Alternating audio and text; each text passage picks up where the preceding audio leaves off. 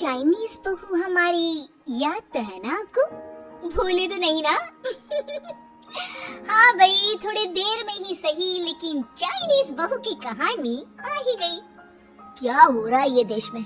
China ने तो आतंकी मचा रखा है। अरे क्या हो गया, क्यों चाइना को कोसता रहता है?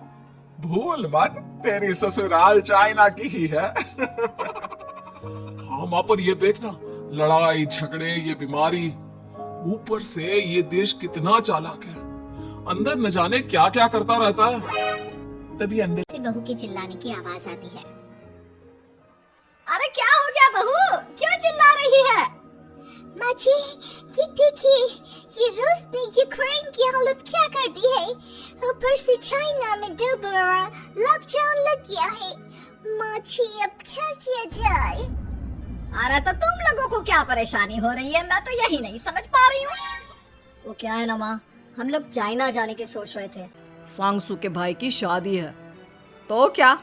अरे कौन सा उन लोगों के यहाँ भाई घोड़ी चढ़ता है जो बहन काजल लगाकर नेक लगी? माँ जी, उसकी आंखें बहुत छोटी छोटी है, उसमें या तो पुतली रह सकती है या काजल। साले की पुतली निकाल कर काजल लगा दो, अंधा कहीं का। क्या क्या बोला तुम मेरे भाई के बारे में? अरे नहीं नहीं बहू, वो तो बोल रहा था कि तुझे नेग मिल जाएगा। हाँ, बहन है ना तू उसकी। नहीं नहीं माँ जी, मैं सब समझती, ये मेरे भाई का मजाक बनाते रही थी। कितना सीधा है मेरा भाई, बिल्कुल छिपकली जैसा। नहीं नहीं बहू, सीधा गाय जैसा होता है। सही पकड़े हैं माँ जी। हाँ, तो मेरे भाई की शादी है, मैं चाइना जरूर जाऊंगी। तभी एक पड़ोसन आ जाती है।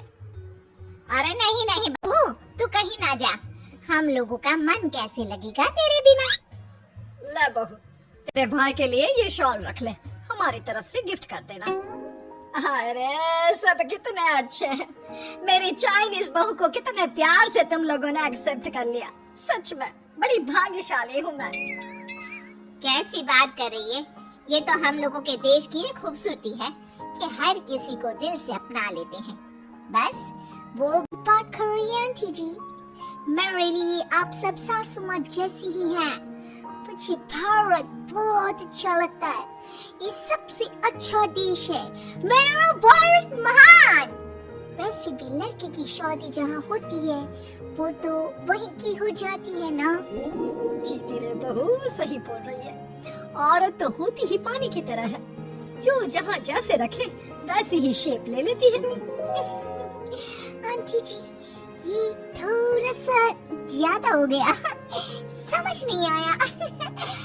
नो प्रॉब्लम, मैं चाय बना कर लाती हूँ। फिर क्या? वो दिन भी आ जाता है। बहू का भाई कहता है, मेरे बहन आ गए, मेरी बहन आ गए। मैंने सबको बोला कि सब हिंदी में बात करेंगे, नहीं तो बहन नाराज हो जाएगी। थैंक्स बॉय, हिंदी मेरी भाषा है। अब मुझे उसी में बात करना अच्छा लगता है।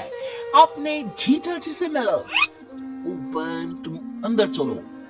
सभी बहू को अंदर लेकर चले जाते हैं, लेकिन सांगसू का पति, वो तो बेचारा चाइना के ससुराल के आंगन में अकेला खड़ा रहता है। काफी देर तक जब कोई उसे नहीं पूछता तो वो माँ को घर पर फोन करता है। हाँ बेटा, पहुँच गए ना कुशल मंगल? हाँ माँ, लेकिन सांगसू पता नहीं कहाँ है, वो तो अंदर गई है, तब से बाहर आई ही नहीं। अरे कैसे बात कर रहा है? तो तू अंदर चला जा, तू बाहर क्यों है? अरे दामाद है तुम्हारा, उन लोगों ने तुझे बिठाया, चाय पानी कुछ नहीं पूछा? नहीं ना माँ। तभी सामने से सांगसू आती है। क्यों आप अभी तक तैयार नहीं हुए? और ये बैग लेकर क्यों कमरे से बाहर आए? इसे वहीं रख देती। कमरा? कौन सा कमरा? अरे कैसी बात कर रही हो? जब से तुम अंदर गई हो मैं बाहर ही तो खड़ा हूँ। बहू को बहुत हैरानी होती है और माँ आ जाते हैं। और सेक्सुअल अंदर खाना लग गया है। पहले ये बताओ कि मेरे पति को किसी ने खाना या पानी क्यों नहीं पूछा? वो भारत से ससुराल पहली बार आया है, वो भी मेरे कहने पर। उनकी इज्जत क्यों नहीं की? देख बेटी, तूने जबरदस्ती जिद में शादी की थी तो हम लोगों ने कर दी। लेकिन अब तुम ये सोचो, पूरी चाइना में मैं इस इंडियन को अपना दामाद बताऊं? So sorry. हाँ सक्सू, और तुम भी चुप रहना, नहीं तो वो लोग मेरी शादी तोड़ देंगे। ओह, ऐसी बात है। कोई बात नहीं, मैं बाहर होटल में रह लेता हूँ, तुम वही करो जो ये लोग चाहते हैं। कैसी बात कर रहे हो? शादी के बाद पति जैसा भी हो, जो भी हो, पति होता है। वैसे भी तुम्हारे पूरे परिवार ने सबने बिना सोचे मेरा साथ दिया, मुझे एक्सेप्ट किया, प्यार किया। मैं अपने देश में आपको अकेला कैसे छोड़ सकती हूँ? ये हिंदी फिल्म का ड्रामा बंद करो, मैं अभी अब बर्दाश्त नहीं करूंगी। चुपचाप अंदर चलो, नहीं तो ये शादी वादी यहीं खत्म करके इसे अकेले ही इंडिया जाना पड़ेगा। कैसी बात कर रही है अम्मा? ये मेरे बच्ची है नहीं था। हम लोगों ने यहाँ वकील को बुला लिया है, जिसके बाद अब तेरा तलाक करा के हम यहाँ के चाइनीज लड़के से तेरी बात कर रहे हो? हम तो यहाँ तुम्हारी शादी के लिए आए थे। नहीं, मैं सांगसू के बिना नहीं रह सकता हूँ। हाई वोल्टेज ड्रामा होने के बाद से ही सारा माहौल खराब हो जाता है कि तभी एक लड़की आती है। मैंने सारा इंतजाम कर दिया है। सांगसू की शादी का मंडप परसों लग जाएगा। तब तक इसके पति को कमरे में बंद कर देते हैं। सभी सांगसू के पति का हाथ बांधकर उसे कमरे में बंद कर देते हैं। ये क्या खानदानी है? आप लोग मेरे पति के साथ ऐसा नहीं कर सकते हैं। मैं किसी से शादी नहीं करूंगी, ये साफ बात है।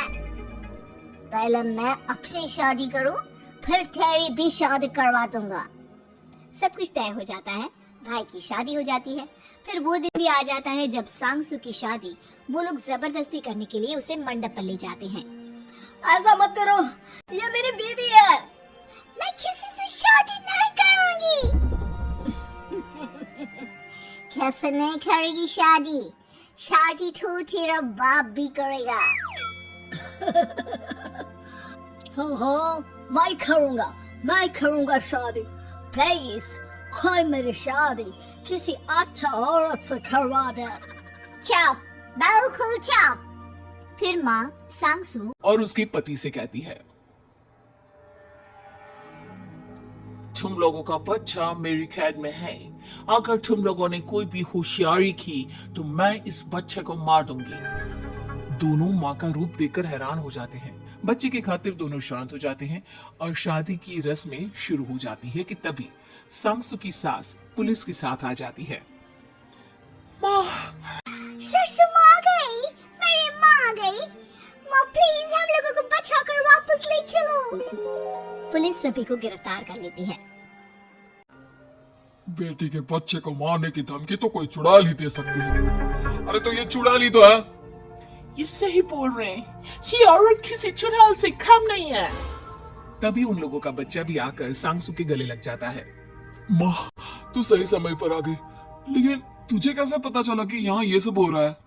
बेटा, चाइनीज लोग ना होते ही धोखेबाज है। इन लोगों पर मुझे भरोसा नहीं था, इसलिए मैंने तेरे फोन को हमेशा के लिए मेरे फोन से अटैच कर दिया था, जिससे तेरे आसपास होने वाली सारी बात मैं सुनती रहूं। उस दिन भी मेरी तेरी बात हो रही थी तो तेरा फोन ऑन था, मैं सब समझ गई थी। मुझे माफ कर दो। नहीं, बिल्कुल नहीं। चलिए माँ जी, इंडिया वापस चलते हैं। आज के बाद मैं यहाँ कभी नहीं आऊंगी।